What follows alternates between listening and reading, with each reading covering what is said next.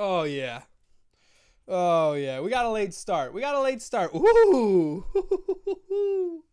Hood off, hair up. We got a late start, but we're really out here. It's week 14. It's the fantasy football playoffs. Ba-da-na, ba-da-na-na. Ba-da-na, ba-da-na-na. Let's go. If you're in the fantasy playoffs, you're in it for this garbage game for tonight. If you're not, rest easy. There's plenty of appropriate television for you to watch. There's also Knicks Celtics tonight. It's your boy Rick. Boom. Fantasy live stream hanging out with you until kickoff 8:20 talking about what you want to talk about. We're a little bit late. That's okay. Technical difficulties. It is what it is and it ain't what it ain't. And otherwise, we're out here for a new couple minutes, and we can talk about Jaguars Titans, which, you know, some people don't want to talk about. So I have some extra stuff to the side that we can talk about. It's been a busy week. It's going to be a busy weekend. This is the premier sports season when football and hockey and basketball and college football, they're all in the swing of things. The weather's cold. We want to stay in and watch sports. Our weekends are amplified by the tension of the season. The worst part is we can feel football slipping away a bit, right? We can feel football just out of our, it's just leaving our reach. Football's on the door and we're like, never let go football, but we can feel it sliding and getting cold because the weather's cold. That's a Titanic reference. We just compared Titanic to football. But we still got a couple of strong weeks left. 3 weeks of the regular season, then comes the playoffs. And the best part is when you're playing DFS, it doesn't matter what week it is. There's always contests. There's always games to play. And that's, you saw in my video earlier today, I think that there's a lot of good fantasy potential for this game on Boom, not on the other DFS sites, only on Boom, because on Boom, you're not chasing a leaderboard. We can chase a jackpot and answer questions and not have to worry about, oh, is Jonnu Smith or Dante Moncrief a better play for 4,500 tonight? Like, that shit's garbage. If you're playing on Boom, it's a superior game mode for a slow, drag 'em out Thursday night game like this. Who's going to have more rushing yards? Leonard Fournette. Thank you. Next. It becomes pretty easy to figure out. So I think that these small slates are ideal for coming through with fantasy knowledge and having a game theory and sticking to it. Like, you think Cody Kessler is going to be bad and the Titans D is going to blitz on him, because Cody Kessler got hurried and sacked a bunch against the Colts. The Colts are one of the least blitzing teams in the league. The Titans are one of the most blitzing teams in the league, and their defensive coordinator, Dean Pease, if he's healthy, I mean, he's had some health scares, but he's on the sidelines tonight. He has a reputation for busting up inexperienced quarterbacks. Kessler's been in the league for a little bit, but he's a little gun shy still, so I don't expect much from him. And if that's how you feel, this becomes a contest that you might feel confident in attacking because of the low margins of success required to win questions tonight. The only thing that I'm worried about is playing a high stakes contest and then saying you have a touchdown contest and or total touchdowns and we don't get a touchdown.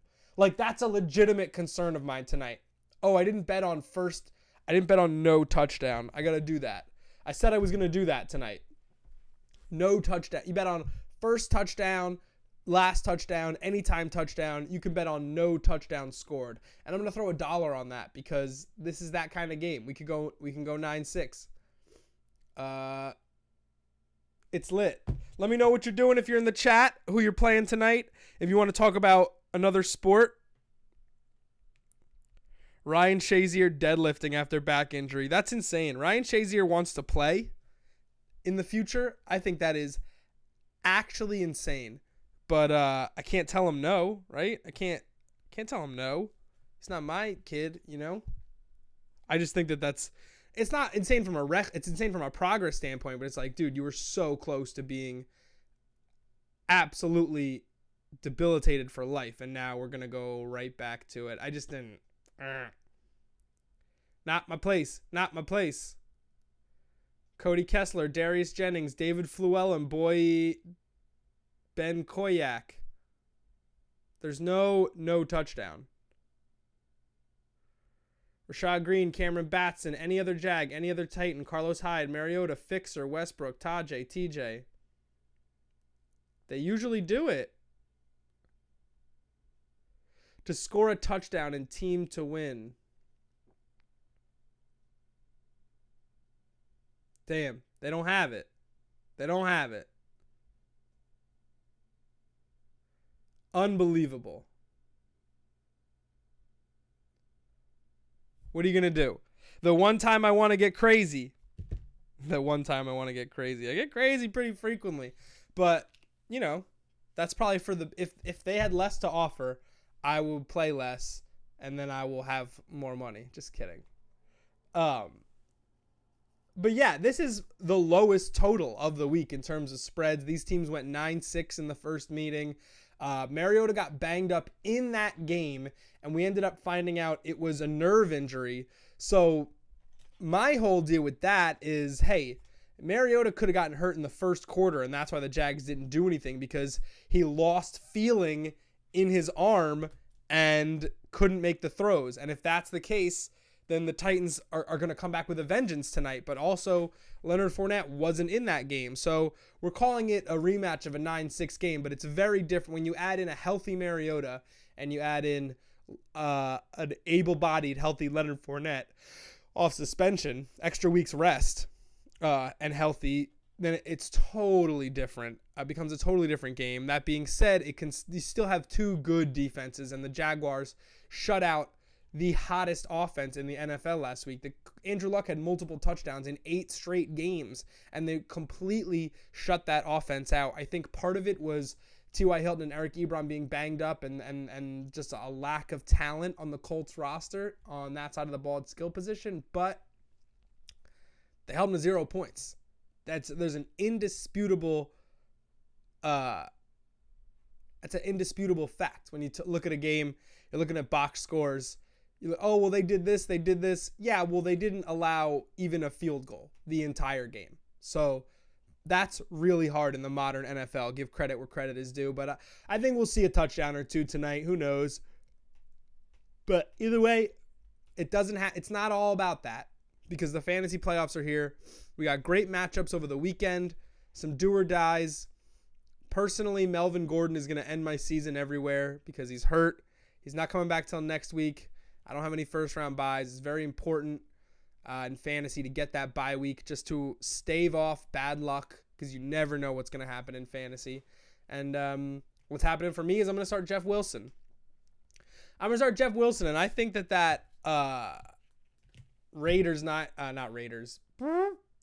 the Broncos-Niners contest has a decent amount of edge. I like the single game slates at Boom this week. I might do a couple of extra single game videos because I think that they are extra winnable this week. It was a quiet week last week, but I do think that we will have a jackpot this weekend. Whoa! I think we will have a jackpot winner. I believe in a thing called love. Just listen to the rhythm of my heart. So that's it for, Sunday. And in terms of NBA, we got Knicks Celtics tonight. That'll be fun. You never know which Knicks team is going to show up, honestly. If I were the Celtics, I'd be a little mad. They lost to the Knicks last time out. But now the Celtics are fully healthy and they know what to expect from this Knicks team. They've already played twice. So it could be a good battle, but ultimately the majority of people will be on the Celtics, right? I did a full Celtics stack in the Boom Mighty Dollar Minute for that game. But I can imagine in terms of three-pointers and other questions that some Knicks might arise. The only Knick that I would lock in would be Enes Kanter for rebounds, and he wasn't there. So forget that. But the main slate tonight, that was a medical thing. The main slate tonight I didn't make a video for because it's hard with James Harden as the Lightning, and people have told me that they don't always play it with James Harden as the Lightning. But I do think that there's enough questions there that we can stack up entries and get really close and then make a nice matrix for Harden and take down a jackpot, because Without Devin Booker, the Suns are so bad. My issue, though, is that the Rockets and Jazz are two of the highest variance teams in the NBA, and they're playing each other. You just never know who's going to show up when those two teams take the court. Not necessarily against each other. Whenever the Jazz play, whenever the Rockets play, you never know how they're going to do.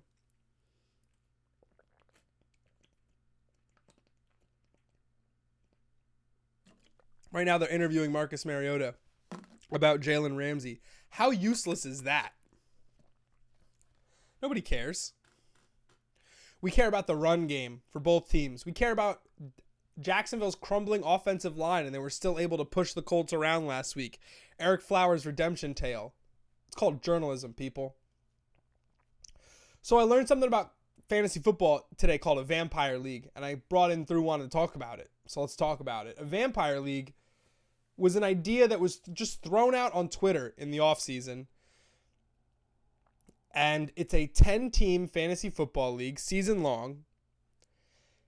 And basically how it works is one person, typically the most smug of the group, the most arrogant, they are the vampire for the whole season. They are the vampire.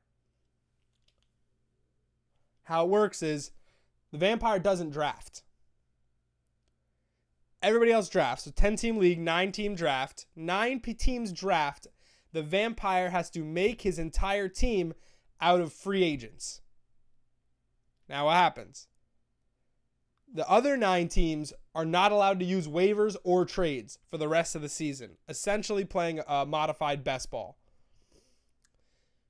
When you go against the vampire each week, you can start your whole team. But if you lose to the vampire, he can take a player from your starting lineup and replace him with someone on your lineup. So if you can bench Zeke and Gurley and risk losing, even if you lose, you don't have to give that player up to the vampire, or you can go for it and try to beat the vampire.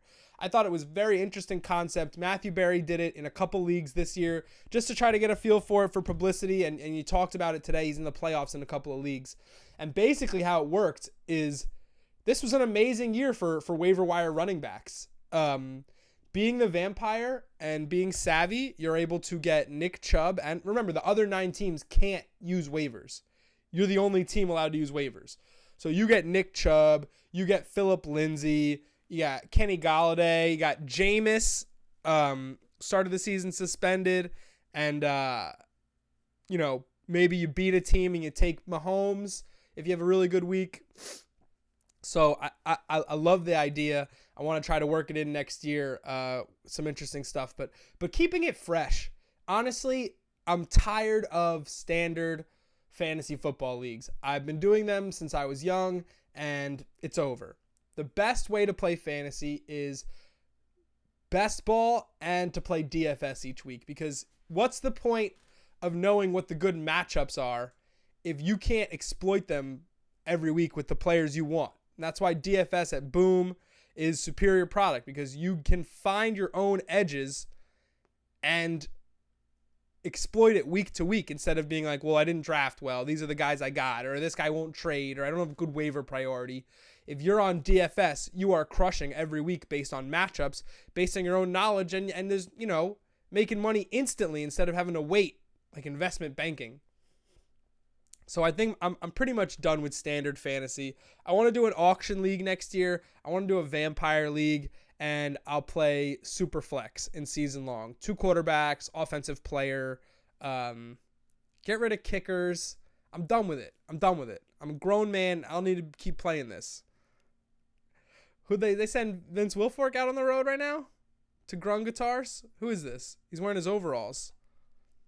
I'm watching pregame. You can watch Thursday Night Football on Twitch. It is a great setup. And then you get Twitch chat, which I think you guys, we have our own chat here at Boom. I think having a chat alongside the program is the future. It is the second screen experience. If you're watching a show and you like being on Twitter, it's essentially the same thing. Having a live running dialogue with people who are watching things with you only enhances the experience. That's where we're going in the 21st century in terms of media consumption. It is by far the best way to go about things. So hop on to Twitch, get in the chat.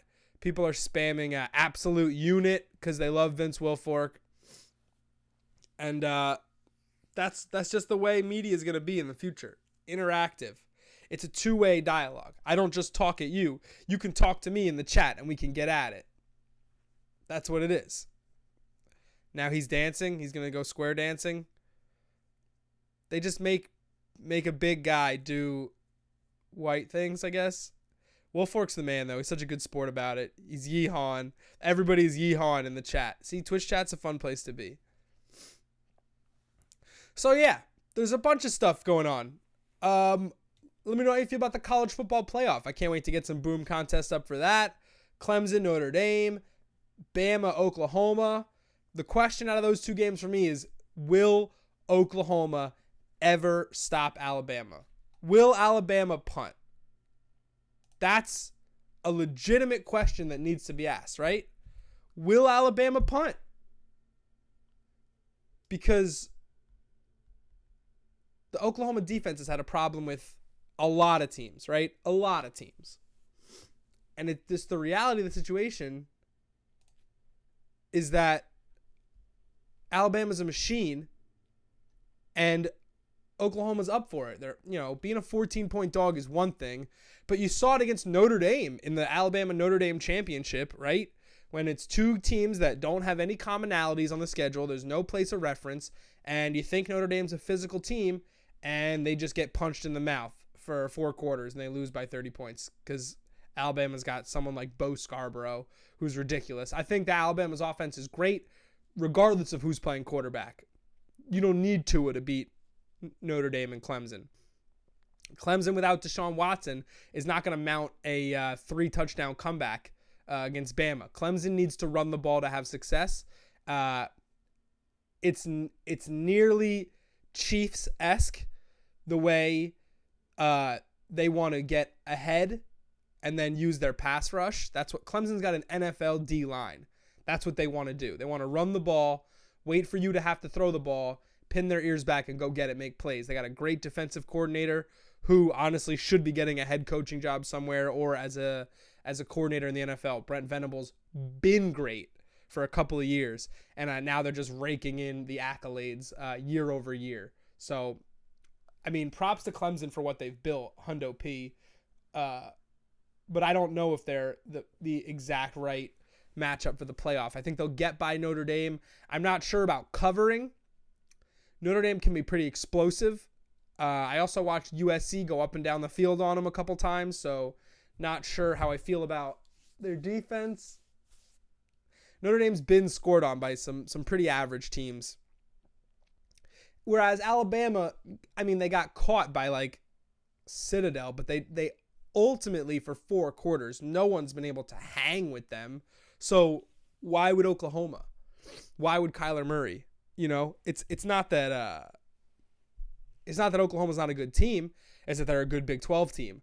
What I think the move is for Oklahoma is to play it the way the Texas A&M Johnny Manziel team played Alabama, which isn't always pretty. And they had Mike Evans, but you have to spread Alabama out and have your receivers win one-on-one matchups in man coverage against 3rd and 4th corners in the slot, 5 yards at a time, abandon the run, let your quarterback run when he needs to, and just march on short passes, inch them up, try to take some shots and try to empty the chamber and win the game. I think that Oklahoma can do that on offense, and maybe they'll score 30 points. But then what is their defense going to do to hold Bama back? That's my big problem there. And when I see the spread being 14, it's really hard for me to be like, yeah, Oklahoma can meet that number. But what I like the most is the team total, which is not up yet. When the team total goes up for Alabama, that's something I'm going to be jumping on because I don't know if Oklahoma's going to be able to keep up. And if they do, it'll be a really fun game. But there's no way Oklahoma's going to stop Alabama. Running, throwing, Alabama's going to do whatever they want. So team total feels like the best bet.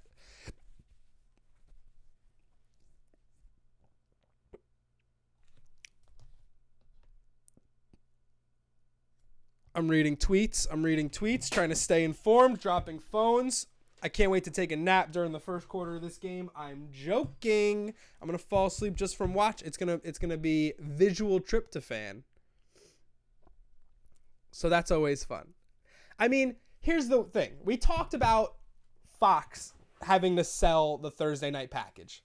NFL did an absolutely incredible job. Here we are at the end of the season, and it's the first time where we're really lamenting a bad game, like really getting upset. But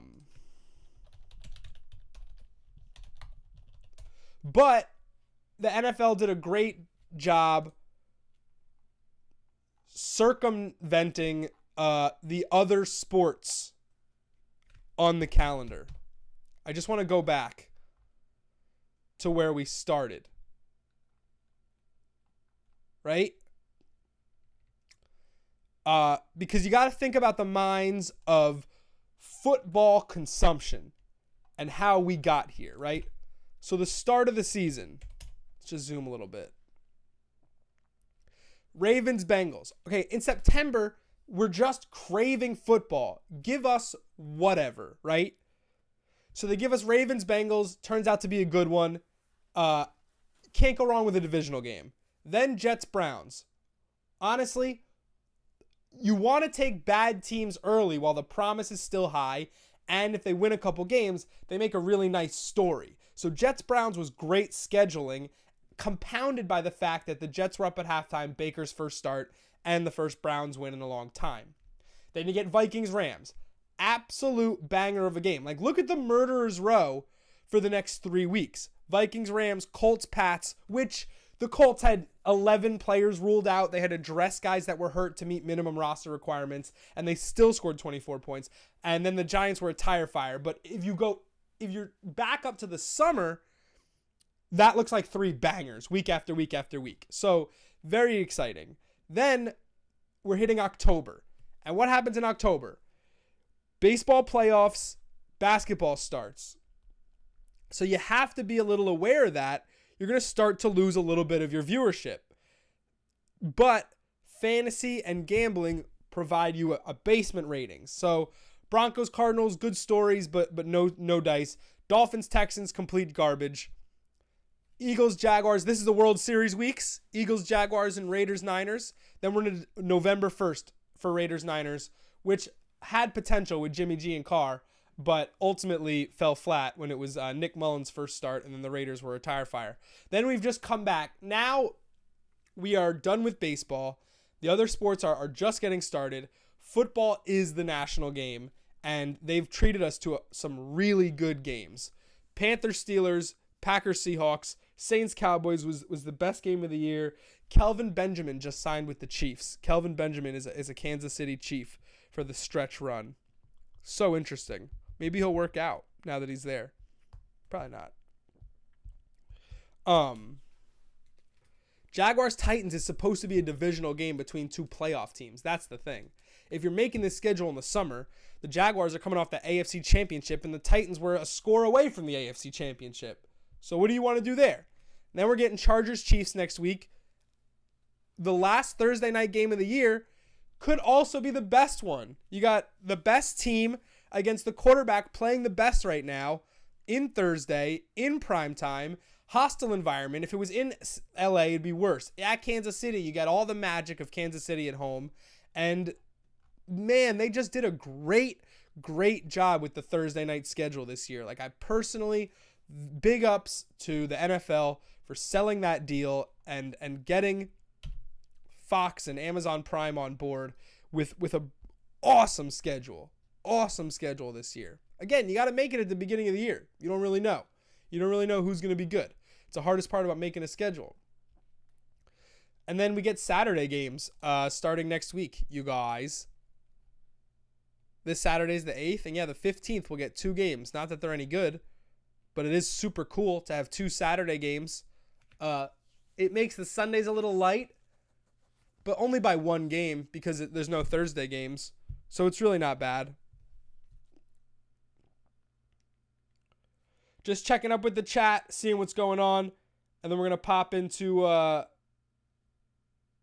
some jackpot contests. See if we can't figure out this NBA main slate because I didn't make a video for it, but I do want to provide advice. Let's get our screen sharing going. We do have some other orders of business to take care of, and I can't wait to discuss further. My phone got wiped this week, guys. Isn't that great? I hope you enjoyed seeing all my apps because they're gone.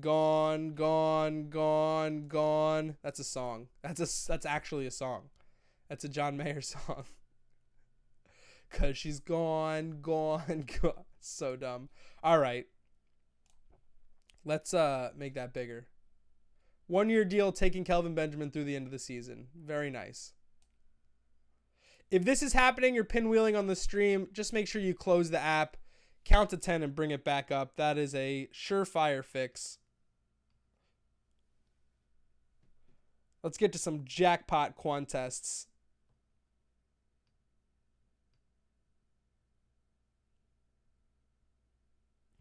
I want to check out this main slate and see what we're thinking for basketball tonight. Thursday night. Mighty Dollar.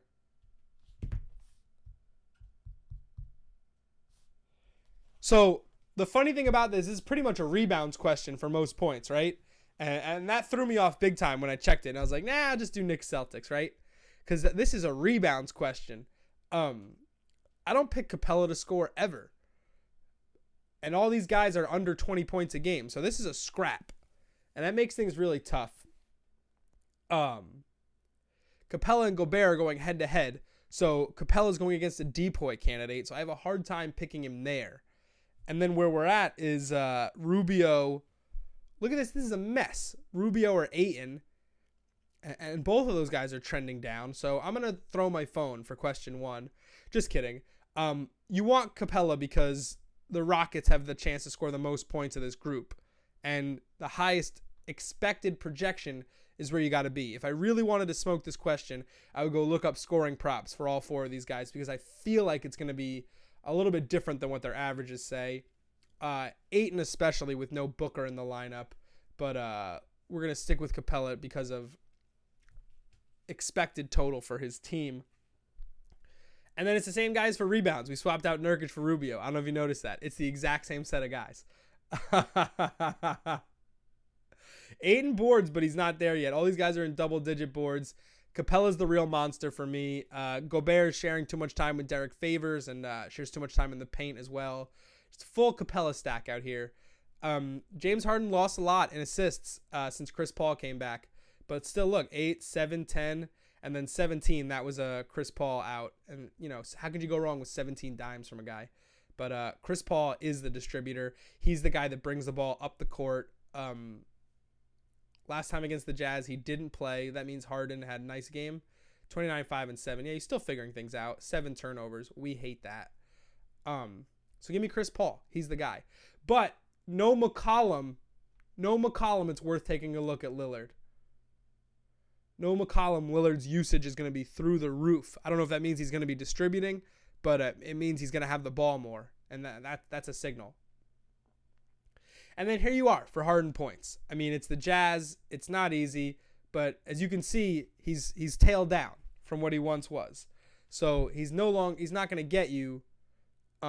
He's averaging 30, but he's not sprinkling in 50s like he was against Washington, and that Washington-Cleveland back-to-back was, or not back-to-back, but those 2 games in a row were pretty lucrative. Hit a nice hot stretch in December, but really he's getting to the line less. He's not shooting as well from deep.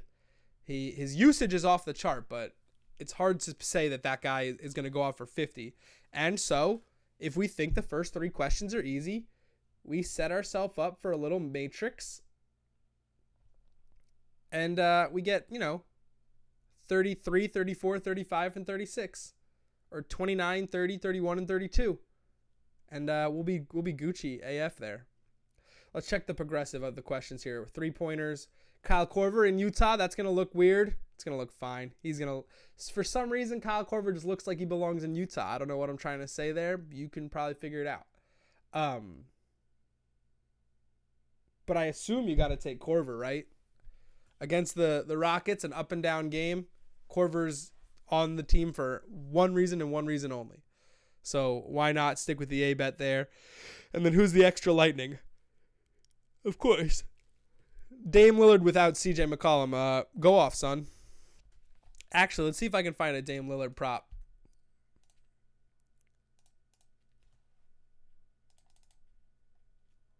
Damian Lillard is at 29 points. Yup.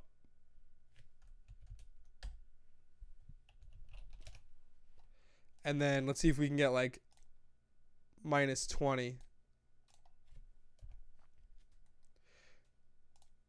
Blazers minus 12.5 is just stealing, though. I think I also took them minus 16.5. The Suns don't have TJ Warren and Devin Booker. They immediately become the worst team in basketball. Immediately. I don't care if the Blazers don't have CJ McCollum, because if you add CJ McCollum, if you just traded him mid-game, the Blazers would still be better, because the Suns rely so heavily on Booker for offense and Warren for shooting and defense, and they're both the most NBA players they have on that team. Ayton's not ready. Not that he's not ready, but he's not a reliable contributor the way that Warren and Booker are. And that's me bringing you the heat on Phoenix Suns basketball, like I knew best. But aside from NBA tonight, I think there are really good NFL contests this weekend. Let's just dip into the early slate and see what we got so far. Early slate, $1 million jackpot, and that'll cover it all, and we'll go from there, okay? Brady or Rodgers?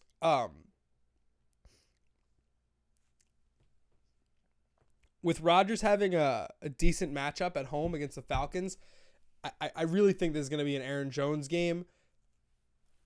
If I were stepping in for Mike McCarthy and I needed a way to galvanize my offense, it would be running the football.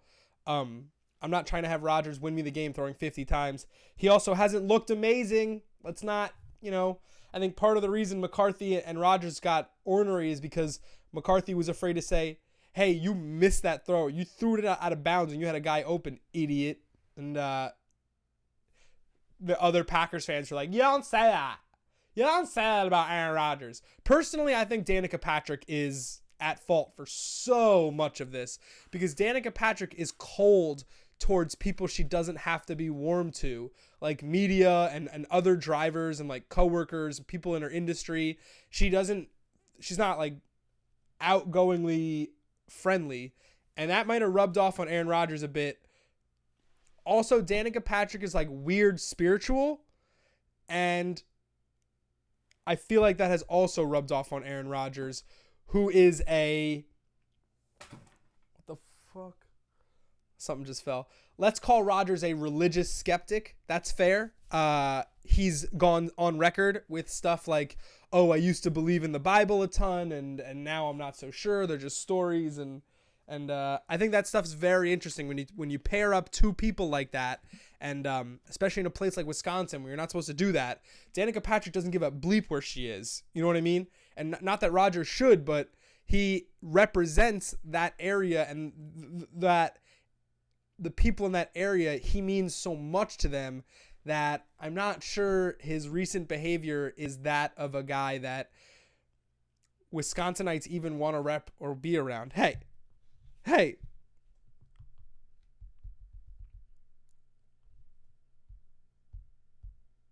Get me in there. Anyway, Brady. do a quick 2 minutes about religious skepticism, and then so I think he won't throw the ball a lot I think he'll go to work and not do the thing he does.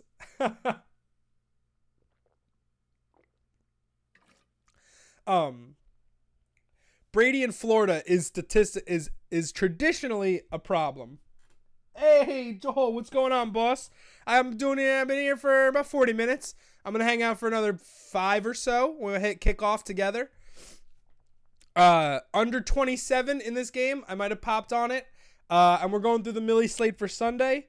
But other than that, what's good, my guy? I'm swagging on a Thursday. Eat some chicken. Kelvin Benjamin is on the Chiefs now. Sure. That's what's the good news for today.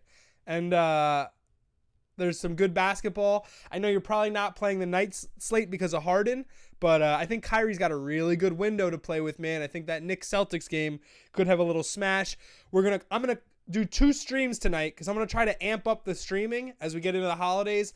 I want to do more streams with giveaways, get people in here hanging out, talking boom, being jovial, no Santa hats, non-denominational happy holiday streams. But I want to do like 12 days of stream miss, not Christian, not 12 days of stream miss, not Christmas. It just happens to work out like that. But screw Harden, exactly. He's not going to go for 50, but it is going to be tough to pin him down. Again, the Jazz and Rockets are 2 of the most volatile teams in the league. You really have a hard time knowing how they're going to show up at all, especially with the amount of threes the Rockets shoot, which is not as much as it used to be. It's funny, I was just reading a thing like the Warriors used to be shooting more threes than anybody else by far, to the point where it was ridiculous. Then it's the Warriors and the Rockets. Now everybody has crept up how many threes they shoot, so the Warriors don't shoot as many. Plus, with Curry out, Durant was leaning on his mid-range game, so the Warriors were like 20th in 3-point attempts last week. They're probably climbing because Curry's shooting lights out, but I just thought it was very interesting. And then they're working on it. And the Milwaukee Bucks now shoot more threes than anybody. So it's an interesting trend. I feel like everybody's catching up to how the Warriors did it, and it'll be very interesting as the season goes on. Hey, lock my screen. But yeah, we're gonna be doing more streams. We're gonna try to give stuff away during streams. I'd like to auction stuff off during streams. Like I would like to give streaks away. Like, what if we just gave someone the rights to a step 3 $2 streak? Why wouldn't I want to do that? Like, I give you $1 million jackpot ticket, or I'll give you like a step $3 streak. What about this? What about every time you sell a streak, Boom matches your first streak sale per day, Boom matches the dollar amount. Double streak sales. These are things that I'm just tinkering with. I want people to hang as we roll out some secret stuff. I want the Boom community to feel loved and appreciated for the ride that we've been on together as the company moves into 2019. I think that's very valuable. So we're going to do, I got the Boombox stuff. I got signed jerseys to give away, not give away, but I want to do exciting things and get people more involved. So that's just where we're at in terms of my thought process over the next month. I think we're onto some stuff here. Yeah, no, I'm serious.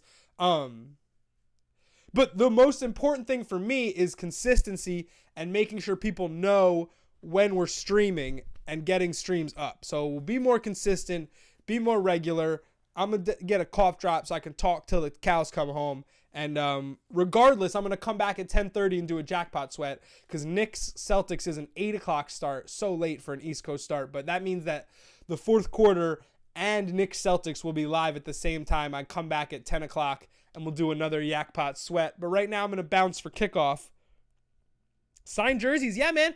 I don't know if you were not as much messing with the Sunday morning streams, but the Boombox, man, I dropped bills and we just couldn't get that promotion off the ground because there was so much other stuff going on. And we weren't getting a lot of enthusiasms about it, but we have things to give away that are pretty sick. And I want to make someone's holiday by giving away something sick. So we get the ball rolling, but I need the will of the people. Thy will be done. So I post in the water cooler. I'm going to stream at this time. I was late, so that's 0 for 1 because I couldn't get the tech up. But we were going to be more regular, more effective, and more engaging with the community that got us to where we are. I think that's super valuable. Let's do this $1 million contest, and then I'm going to call it because we got kickoff coming, right? Oh, Joe Buck is out and about, and it's not a tie dad. We're at the coin toss. Buck and Aikman. Aikman doesn't do the slide that Collinsworth does, the slide in. That is unique to him. I need info on that. Text me. Yeah, there's good stuff. But we did I have the graphics still, right? Like, we did this boombox. We ran this promotion for the first 6 weeks of the season when I was doing the Sunday morning show, and then we just didn't keep doing the Sunday morning show because that's not when people are using Boom. People are at church. People are getting their Sunday started. They're at brunch. The real audience is the Jackpot Sweat at 3:30. So you just got to throw stuff to the wall and see what sticks. And my favorite thing to throw at the wall is free stuff for the users. That's my favorite thing to throw at the wall. So more of that can only be good for the people that keep us going. Seems like easy math to me. So much appreciate, but more things coming for sure, including your boy streaming at 10:30. I'll be back. Hey. All right, Millie contest. My phone's going to lock one more time. Look, default lock screen. How do I get in on that? Oh, we've been in on that. I would assume that is borderline over, but text me when I go off and I'll tell you more about it because we did it and we're in the moving on. We have to honor the things we said, but we still have things that we're doing. We're moving in. You know, the thing about being a small company is you're not committed to any one thing. And so we try things, and if they generate enthusiasm, then we do them. We keep doing them, and if they don't generate that much enthusiasm, we're not obligated to keep doing things, you know. And that's something I love is we're just trying things. All right, we did Brady for most, Rodgers for most passing yards. This question is pretty rough, but I'm gonna go with Saquon. I think he's getting tons of touches, and the Giants want to push around the Redskins, who are banged up, short week, losing confidence, won't move the ball. Sanchez. This question's interesting. The Falcons secondary has been playing slightly better, but if you want Rodgers, you take Devontae Adams. I also think Hopkins could have a big game. Mike Evans, top secondary. Travis Kelce. The Ravens do a pretty good job taking him away and taking away tight ends, so let's keep it moving. Most receptions, keep it small. Landry against the Panthers defensive unit that just lost their coach, lost their D-backs coach. Total touchdowns, always obnoxious. Wow, this group sucks. Brian, you are a murderer. I got to go with Edelman, and I don't know why. Most likely to score. Most passing touchdowns. Drew Brees against Tampa is a very solid one. I have a tough time picking Luck with Hilton and Ebron missing practice. Mahomes, always a good bet. Always a good bet. But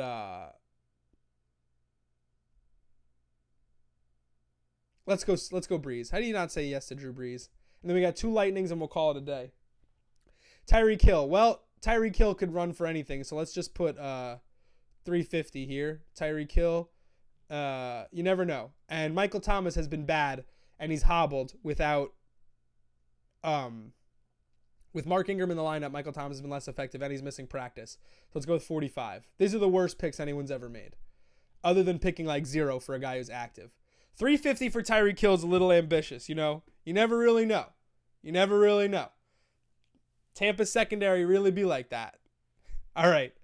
That's it for me for pregame. Let's watch Thursday Night Football. Let's watch Celtics Knicks. And I will see you in 2 hours. And hopefully we will be schwitzing jackpots. It's your boy Rick. It's Boom Fantasy. It's Thursday night. I'll see you later for Sweat Jackpots. This is a little fantasy Thursday night preview. Audi 5000.